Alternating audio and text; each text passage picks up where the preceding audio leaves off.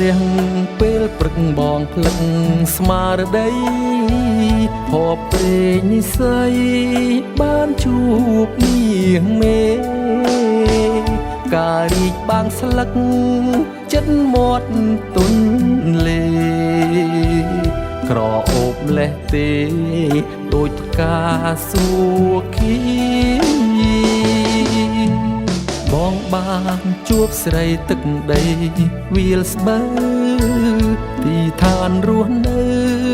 យូរឆ្នាំខែថ្ងៃទុំបានជួបទៀវសាស្នេហ៍ភក្តីបងបានជួបស្រីសាងបេះដូងស្មោះអូបុផាអើយមានដឹងខ្លួនទេថាបងលួចស្នេ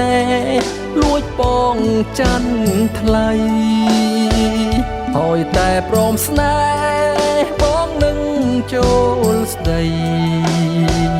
ជូនការស្លាជ័យជាចំណងស្នេហ៍ចំណងស្នេហ៍ថ្មីទឹកដីវាលស្បើខណ្ឌច្បារអំពើ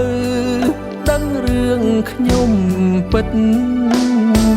ប្រែកឯងគៀនស្វាយជួយអន្តងចិត្តវាស្បើដួងចិត្តជីវិតបងអើយ